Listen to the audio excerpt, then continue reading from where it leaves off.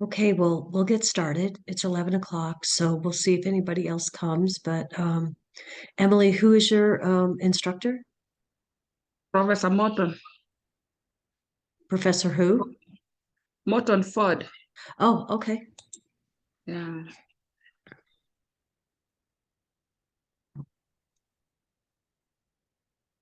Okay, if you would just put your name and your professor in the chat, that'd be Yes, ma'am. fantastic. Yeah, I did. Okay. Hmm. Hi, Kiana.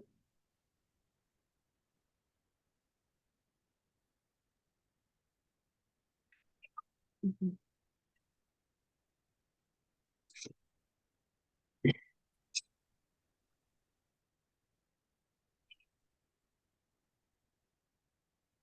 Hi, Kiana.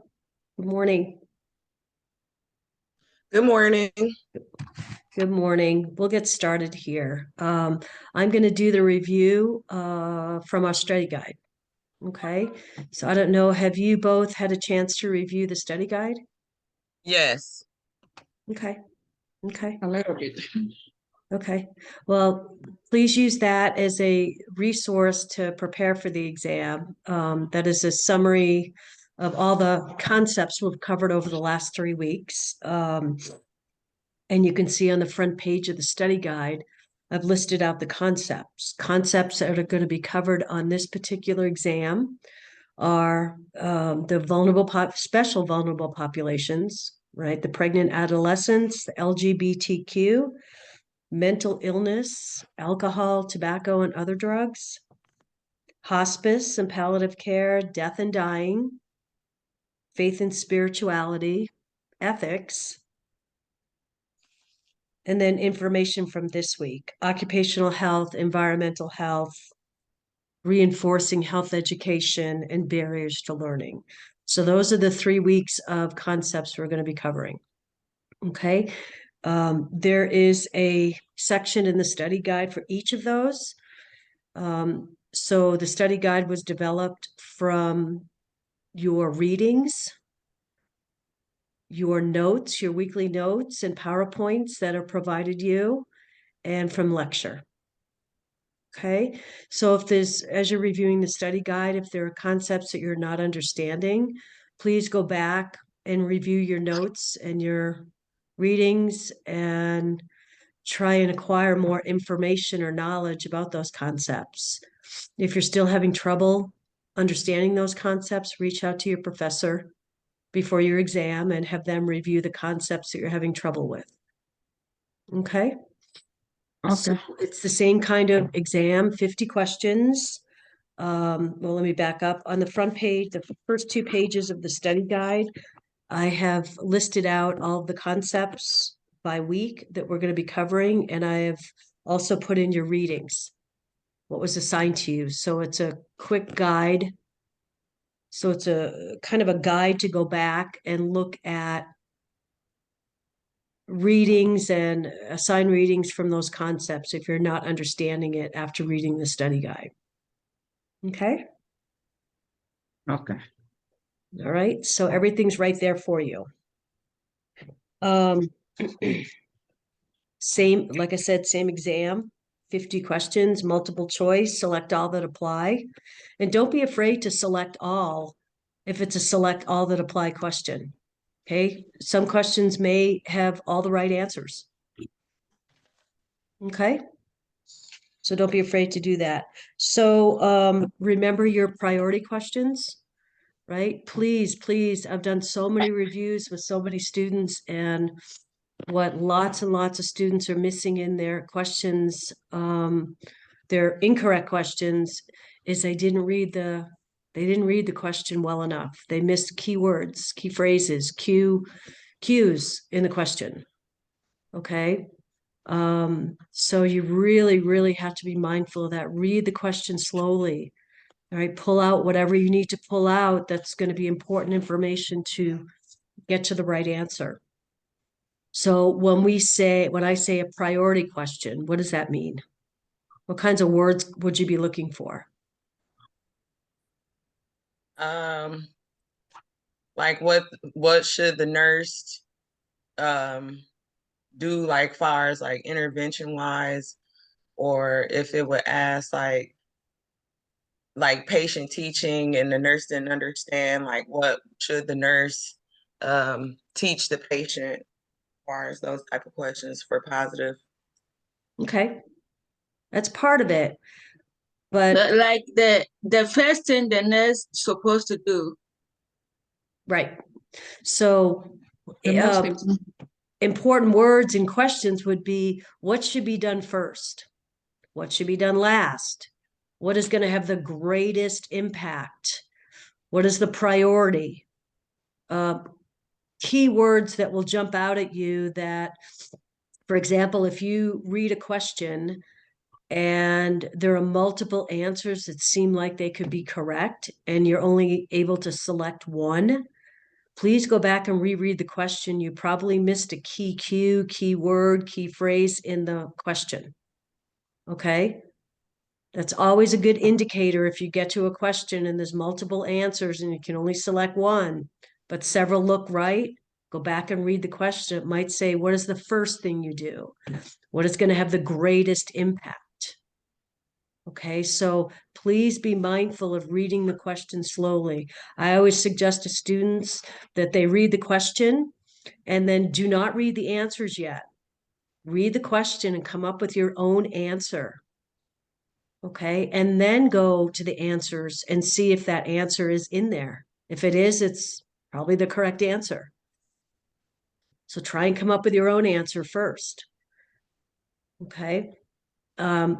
When you come to important priority words or phrases or cues in the question, write them down, highlight them. You have a highlighter in your exam software. Highlight them, write them down on your whiteboard so that when you go back to reread the question a second time, those words jump out at you or those phrases jump out at you. I can't stress enough how many questions are missed because of missing parts of the question. Okay. And remember that all the information you need to answer the question is in the question. If the information is not in the question, it doesn't exist. So my point is, don't overthink. Okay, don't say, well, what if that happened? What if that happened? If it's not in the question, if the information is not in the question, it doesn't exist. So just take the question for exactly what it says. That's all the information you need to go select an answer. Okay. And if you reread a question a couple of times and you don't have a clue, it's just not connecting, make an educated guess and then move on. It's only one question. Okay. Don't get hung up on one question and read it 5, 7, 8, 9, 10 times. After 2 tries, if you really don't understand the question, make an educated guess and move on. Okay? Because that's just going to jolt your confidence, jolt your, it maybe increase your anxiety. All right. So just move on if you don't know the question. All righty. What else do you three have any test taking tips that you'd like to share with the group? What do you guys do? I always use the line, like how Oh, you yeah. can cross it out. Yep. That I always just use that on my exam. That's what helps me. Great. That's a great suggestion. Along with the highlighter, the line that Kian is talking about, where if you know an answer is incorrect right off the bat, you just cross it out. That way you don't keep rereading it when you're trying to pick the right answer. That's a great strategy. Okay. Take your time. You have plenty of time to to do the exam, 75 minutes. Take your time. Take all the time you need. Try and be in a environment that is free of distractions. I met with a student this week and we determined that her environment had 3 little kids, right, that were running around and needed assistance, and And we determined she understood all the information, all the concepts. When we did the review, she was very knowledgeable. It was just the environment she was taking the exam in. So we had to come up with some strategies of getting her to a quiet place to take the exam, which I think will help her a lot. So lots of things to think about. If you've prepared adequately, go into the exam with confidence, right? Go into it, the exam saying, I got this. I studied, I prepared, I got this. And I'm just going to go through it with the confidence that I've prepared adequately and I'm going to do fine. Don't go into the exam afraid. I mean, if you haven't prepared and you haven't studied, then of course, those are going to be some concerns. But if you've adequately prepared, which obviously you guys are because you're coming, you're coming to this review. So you have a increased sense of or increased motivation to do well. Okay. And I appreciate you all being here. It's recorded, so I'll send this out to the rest of the groups. But, if you've prepared adequately, go into it with a positive attitude. Take your time, read the questions carefully.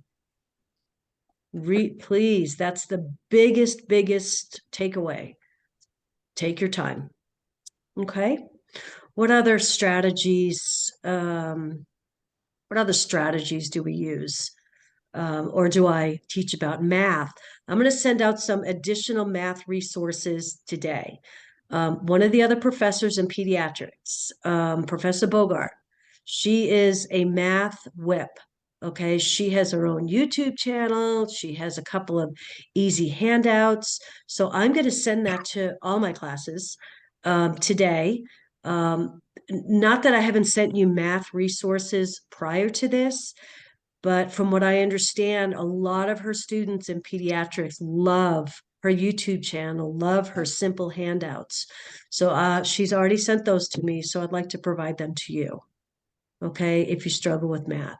Most of the math questions people missed on exam, students missed on exam one were silly mental mistakes. Okay, these math questions are simple. Okay, they're simple conversions, simple formula setups. So you should be able to do the math questions. They're simple. Okay. What else? So in preparing, obviously this isn't an inclusive study guide, but what you have to realize about the exams now as we're moving towards next gen is the questions on the exam are clinical based, clinical judgment. When you see a patient come in to you, what symptoms might they have? Okay, this is not, what you're doing is taking all the knowledge that you've learned in this class and in previous classes, and you're applying it to the clinical setting. So that's what these questions are about, clinical judgment. There's scenarios. Okay. We've moved away from the definitions.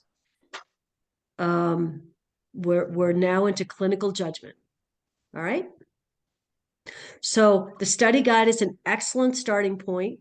If you have a good understanding of the study guide, and I don't mean memorization, if you understand the concepts and can then apply them to the clinical setting, you will do fine on the exam. I promise you. You will do absolutely fine if you can apply this knowledge. Okay. So again, start with your study guide. It's a good summary of all the concepts. If you're struggling with any of the concepts, go back, look at your first 2 pages of your study guide, go back to the reading, whether it's a chapter, whether it's pages in a chapter, whether it's your module reading, right? Because this particular week, your module reading is environmental health and occupational health. Okay, so if you're struggling with those two, go back to your readings. But the study guide is a compilation, a summary of your readings, your notes that we provide you every week, your PowerPoints. And remember, I only send PowerPoints if you're responsible for a whole chapter. If you're responsible for just 2 or 3 pages in a chapter, I'm not sending the whole PowerPoint to you. Okay? And then your discussions, your homework, your assignments, everything is built around this study guide. Okay? So let's go to the study guide. I'm not going to go through line by line. If you came to my review before, you'll understand I'm just trying to teach you how to attack the study guide. Because if you just sit and read the study guide word for word, line for line, you'll probably get overwhelmed. This is how I attack the study guide. So for example, the very first bullet is American Nurses Association. What do we want to know about the American Nurses Association? Okay, because you will get a question about the American Nurses Association. So the information we provide you is the American Nurses Association has formed. I'm going to just mute. Okay. Is that better? American Nurses Association has formulated general standards and guidelines for nursing practice. They are broad and general in nature across the nation. The standards of care define professional practice. What kind of question might you get? What kind of standards does the American Nurses Association, what do they prioritize? Are they general standards? Are they specific standards? Are they geared towards one part of nursing? What do you gather from that? They're general standards. They're not specific standards. Okay, so as you go to each bullet in the study guide, read the information we're giving you and then try and formulate some questions in your own mind of what might be asked from that information. That's the best way to attack the study guide. Okay, so the next bullet is vulnerable populations. A lot of information in this bullet. Vulnerable populations often have I'm reading right from the study guide. On the second bullet, have poor health outcomes compared to other people in terms of morbidity and mortality.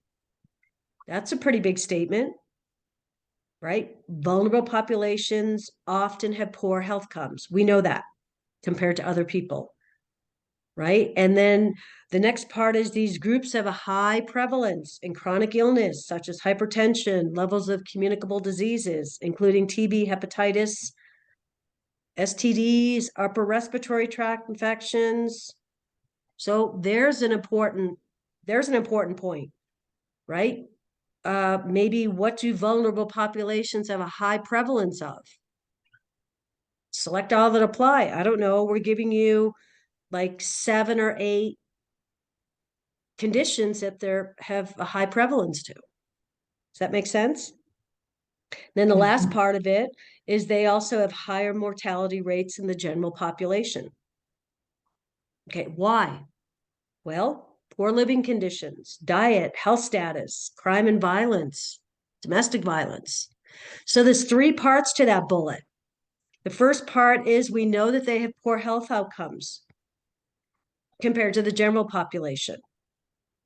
And then they have high prevalence of certain chronic diseases. Those are listed right in your study guide. Then the third part, why do they have higher morbidity and mortality rates?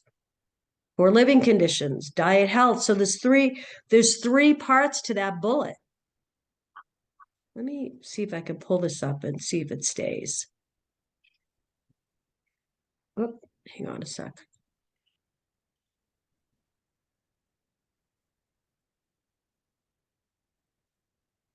Can you guys see that? Yeah.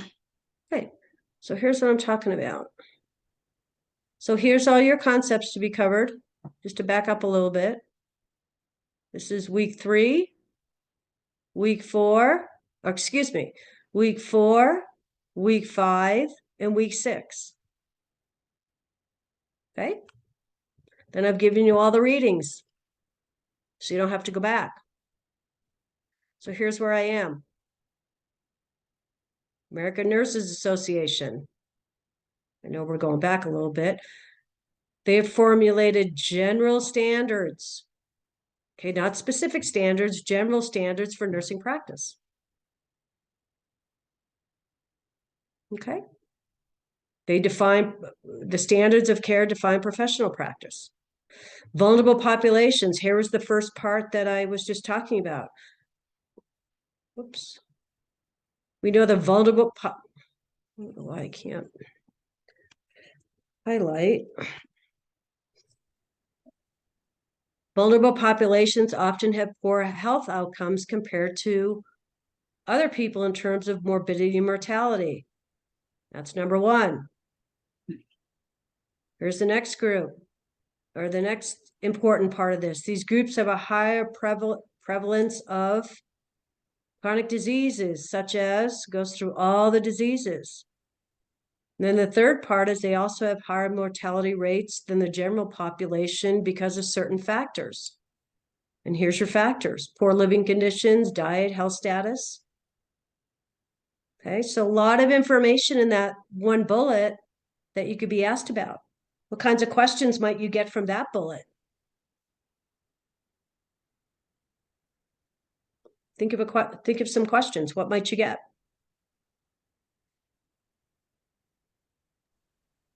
Questions asking about chronic illnesses pertaining to vulnerable populations. Exactly.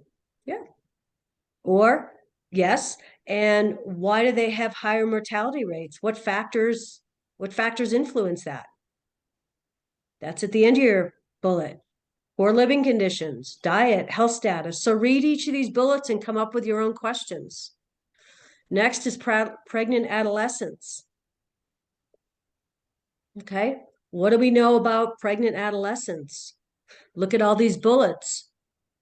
We know they're more likely to engage in sexual activity without birth control. They don't really have a good understanding of reproductive rights. We talked about this in class. They're present oriented. They don't think about the future. Right? They're more likely to be caught up in the poverty cycle.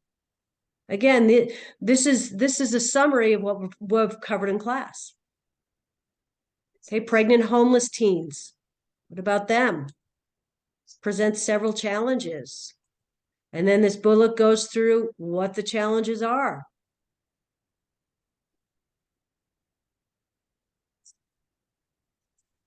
And then what about if you're doing a postpartum visit with a teenage mom? What do we have to focus on? It's right here. To assess how much the mother knows and understands about the needs of the infant in their development.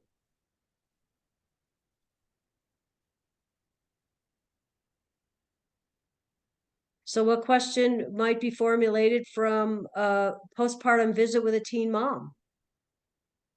What's important that she knows? Right? Or here's a negative question. After you finish teaching with the teenage mom, she makes the following statement that you know requires further education. Does that make sense? So you're asking, what did she say that was either incorrect or incorrect about the teaching you just did, and you know that you need to do more teaching? So be careful of those questions. Okay. Next bullet, a direct correlation exists between poverty and poor health outcomes. That's big. And why does that exist? Keep reading. Poor teens are nearly 3 times more likely to drop out of school. When there's programs to assist the mother to complete their education, the chances increase for a better future for both the mom and the baby. We talked about this in class. It's important to keep the pregnant adolescent in school during the pregnancy and have her return to school as possible, to school as soon as possible after the birth. We were talking about that in class? Yeah. Okay. Then there's a couple of bullets. There's 3 bullets about the LGBT population. Okay, we know that nurses have an ethical obligation to provide culturally competent care to the LGBT families. So this first bullet talks about how the nurses might be uncomfortable discussing sexual orientation with their clients. But we need to try and overcome that barrier. And so what do we need to do? Well, here's a list of things we should do. The nurse should provide a safe environment for them to discuss their sexual orientation. Okay, the nurse should be familiar with same-sex marriage laws and structure in whatever state they're working in. Provide clients safe environment to discuss their sexual orientation. But you must be aware of your own values and beliefs with regards to this population. Taking an open, non-judgmental sexual and social history is the key to building trust. We talk about building trust in any relationship with clients, but taking an open, non-judgmental and social history is key to building trust with the LGBT client. Rather than making assumptions, should ask open-ended questions. For example, how could you ask a question that doesn't assume heterosexuality? For example, rather than asking, are you married? Do you have a boyfriend or girlfriend? Maybe ask, do you have a partner? Are you in a relationship? All right, these are open-ended, non-judgmental, not assuming heterosexuality questions. Then the third bullet goes through CDC recommendations for screening with this group. Recommendations for screening and prevention of sexually transmitted diseases. What are the annual recommendations? HIV, syphilis, gonorrhea, chlamydia. Okay, those are the 4 tests that are recommended. Okay, so be mindful of those.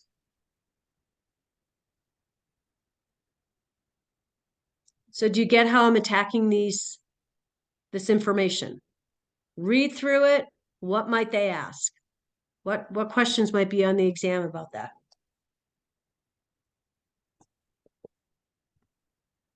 Mental illness and next topic is mental illness, anxiety, mood, and eating disorders.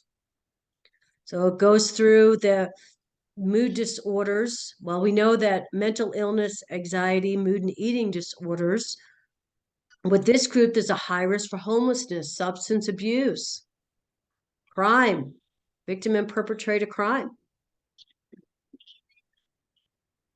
So what might a question be? If you're working with a client who has mental illness, they may be at high risk for what?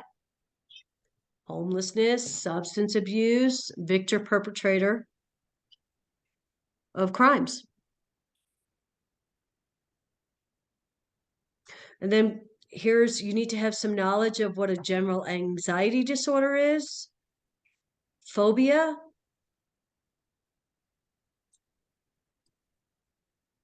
You may get asked scenarios. What may a person with a phobia present with? What is a scenario of somebody that may be diagnosed with general anxiety disorder? Where do they show up? What signs and symptoms do they show up with? Obsessive OCD, PTSD. So again, the questions in the exam are around scenarios, or you're now in the clinical setting. A patient presents with whatever. What could this potentially be? Okay. The last one was bipolar. One thing I want you to remember about bipolar is lithium. Lithium and mood stabilizers are often the most effective treatments for bipolar. And then it goes through patient teaching with lithium. What do we need to teach patients before they're discharged, or before, what's part of our patient teaching with patients on lithium or mood stabilizers? Drink 2,500 to 3,000 milliliters of fluids per day. Mm-hmm. Mm-hmm. Report any diarrhea, vomiting, tremors, lack of coordination.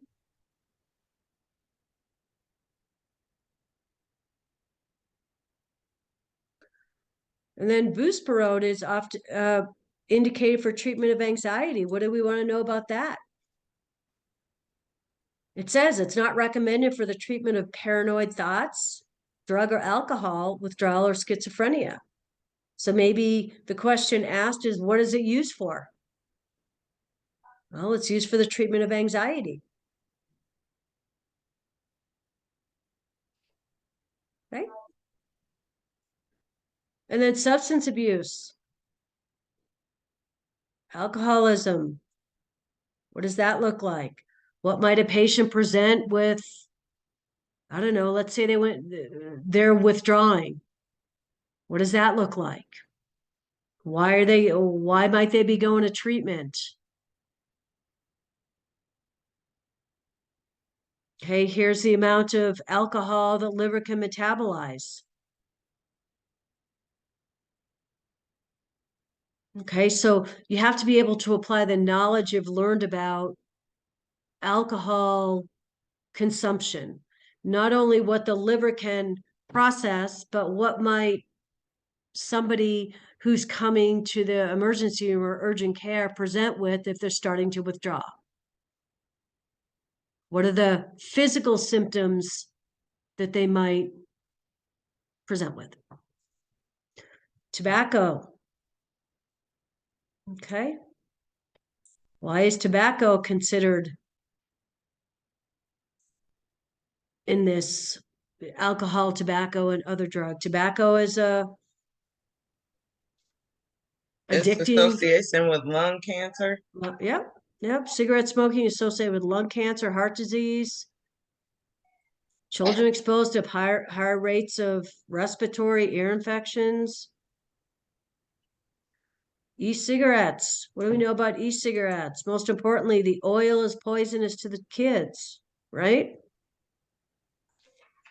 And then it talks a little bit more about what e-cigarettes cause, secondhand exposure.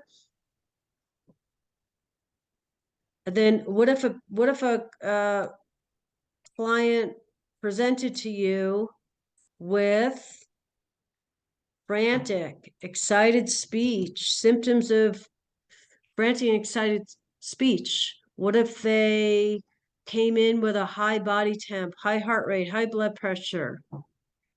Okay. Would you know that those may be symptoms of amphetamine?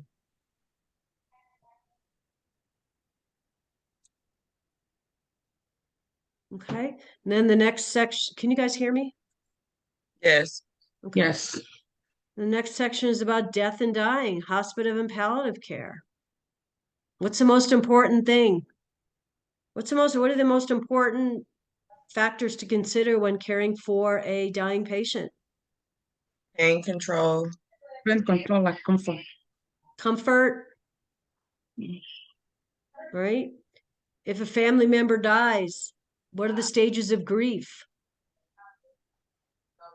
Just because they may be in denial doesn't mean that we abandon them, right? They have to work through that.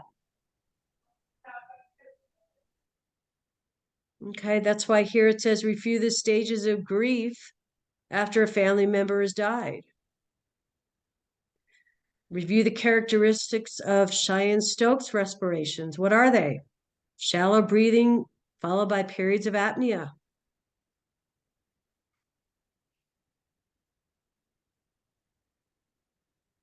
Okay. A coroner will investigate a death when there may be a question about the cause of death. People that don't have a primary care provider, maybe a suspected suicide or an accident, or death from an injury. Okay. So again, read each of these bullets, what information is being provided to you, what questions might be asked.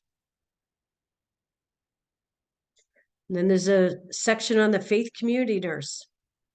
Do you guys remember the differences between religiosity and spirituality? What is it? What's the difference? Religiosity deals with one particular religion. So if you are part of a church, congregation, your religiosity is you're practicing your one religion in a certain place with the same group of people. That's your religion. Okay, you're practicing with one religion versus spirituality, where that is your own independent thinking of the higher powers. That's your spirituality, how you feel about the overall powers to be. Okay? Then the next section is on ethics, really important. Okay, there's several questions on the exam regarding ethics.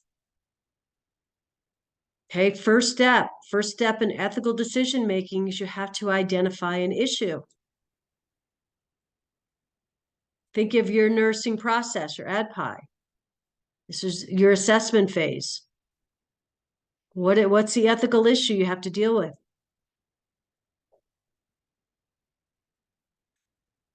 Okay, what's the purpose? What if you were asked to sit on an ethics committee? What does an ethics committee do? Well, they process ethical dilemmas, provide education, and provide policy recommendations.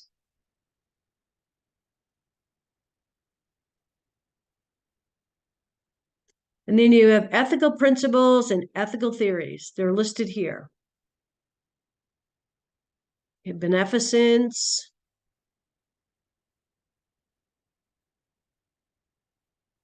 non-malfeasance,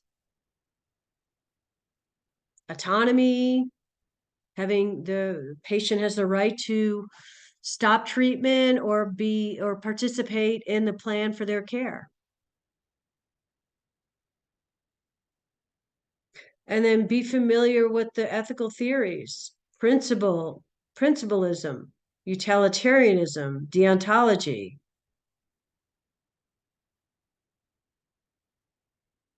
Utilitarianism is based on the outcomes. Deontology is based on the righteousness of your actions, the moral righteousness of your actions. The nurse has an ethical duty to provide high quality, unbiased care to every client. If you cannot accomplish this, you can't abandon the patient. You have to find another nurse before you walk away.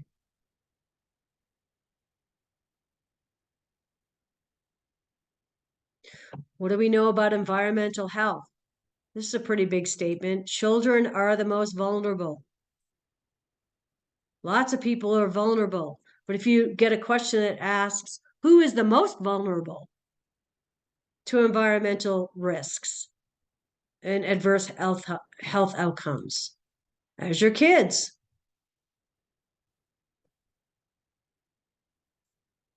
Okay.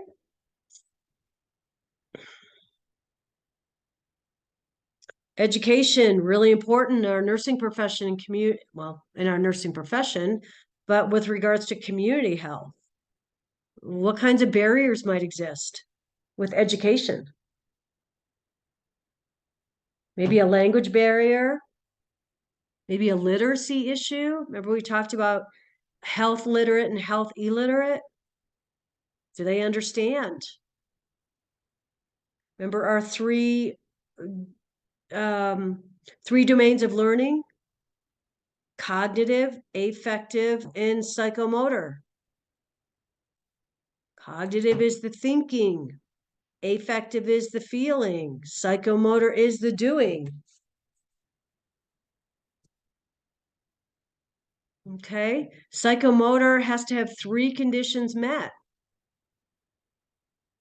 Okay, With regards to psychomotor learning, 3 conditions have to be met.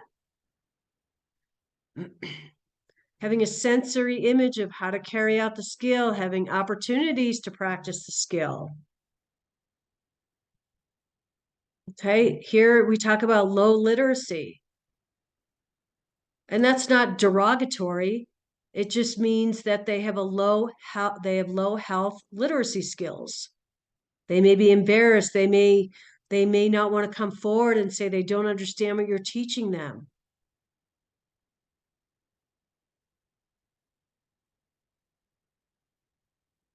Okay, if you can tell that people lack self-confidence to understand and comprehend what you're telling them, you need to explore their feelings. Why are they feeling like this? What can we do to better educate them? Maybe we provide a pamphlet in their language for them to take with them. Okay. And then what do we also know about education with regards to discharge planning? We know that discharge planning starts at the time of admission, right? Yes. We need to be planning for what clients may need as they're going through their hospitalization and working towards getting discharged home or to a facility or to a rehab. Okay. What is occupational health? What do those nurses focus on? The workplace, right? Occupational health is all about safety and health in the workplace. We know that most adults spend a third of their time at work.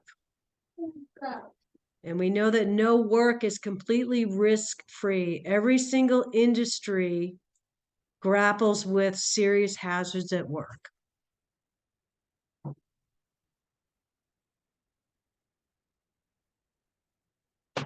Okay. And then last is cultural competency and diversity. Right? We know that we need to approach a client. We need to gather information about their beliefs and expectations. They're unique. Everybody's a unique individual. We don't treat everybody the same. Right? We don't necessarily treat them as we want to be treated because our cultures may be vastly different. And we don't want to just learn about the common minorities. We want to learn about everybody, right? We don't want to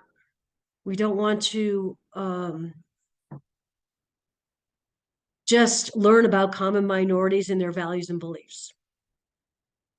Right? We need to have our own an understanding of our own culture, our own biases, our own stereotypes. And then we also know, I'm down here, cultures, some cultures are future oriented, some are past, and some are present oriented. And it goes through each of these 3.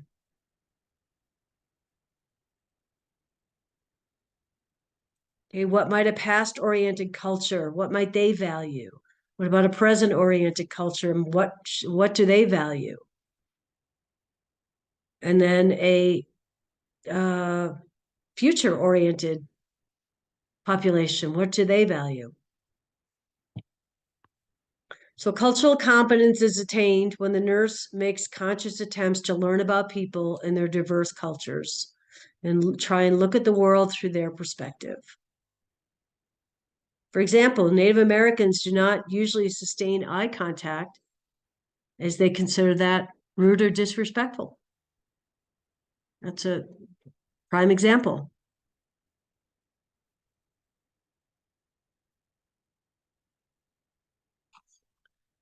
Okay, so that's how I would attack the study guide.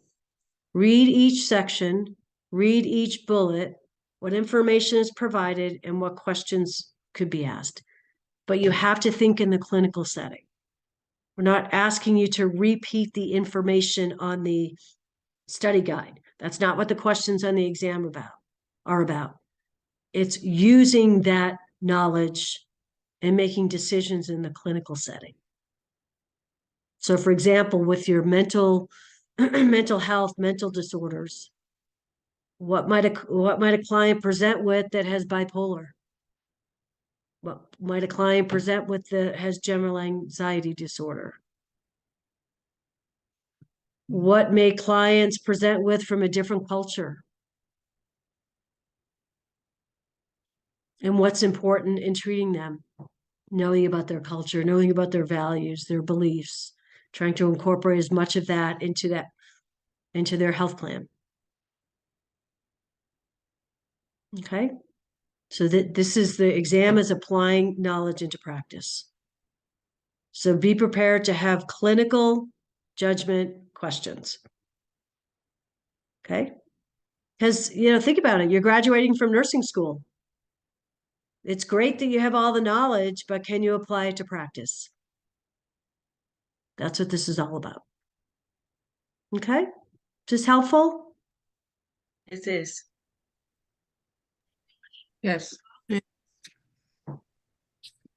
guys put your name in the chat so that I can send it on. Let's see. Kiana, I know you're with Kershaw. Emily, I know you were with Ford. Karen's with me and Dorinda's with me. So thanks you guys for coming. Do you have any questions? Not at the moment, no. But if you do, after doing your due diligence of preparing for the exam, if you do have questions, you have to reach out to your instructor to review anything you're still struggling with. Okay? Oh, okay. It's pretty straightforward.